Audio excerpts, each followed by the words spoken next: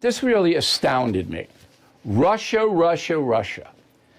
16 minutes and 18 seconds on Russia. And Putin hasn't even done anything yet. He's just saber rattling in Ukraine.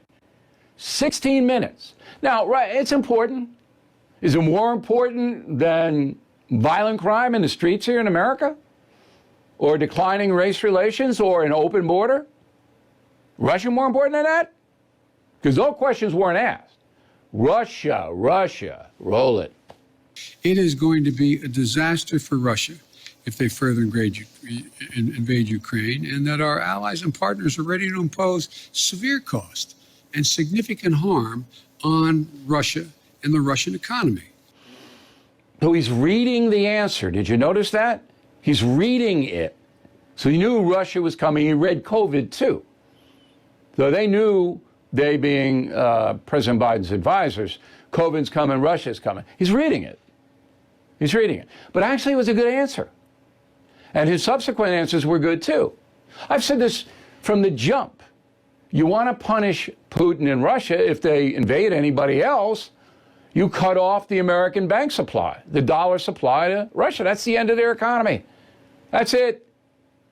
And the European nations do the same thing. That's over. Putin collapses. That's what you do. So that gave me a little confidence that if Putin does invade Ukraine, the banks will cut off credit, and you're not going to be able to use your American Express or Visa or MasterCard in Moscow, and the Moscow oligarchs aren't going to get their dollars, and hey, that's the way to deal with this guy. So that was good, Joe. That was good. But it was on and on and on. And then he made a mistake and he goes, well, if it's just a little incursion, then maybe we won't do a lot of stuff. And now the White House had to issue another statement later tonight, just a few minutes ago. No, he didn't mean an invasion. Yeah, I don't know. But I don't care. I know that the United States and the European Union would have to sanction Putin if he goes into Ukraine. And that would be the end of the Russian economy.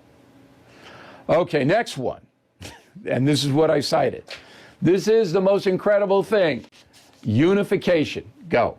Is the country more unified than when you first took office? The answer is, based on some of the stuff we've got done, I'd say yes, but it's not nearly unified as it should be. Look, I still contend, and I know you'll have a right to judge me by this, I still contend that unless you can reach consensus in a democracy, you cannot sustain the democracy. All right, so that's all BS, but he says yes. Yes, we're unified. Quinnipiac poll out last week. Do you feel that President Biden's doing more to unite or more to divide the country? 42% unite, 49% divide. Okay, so that shows you it's not united. But facts and polls and surveys, it doesn't mean anything. Hey, I'm sure you've noticed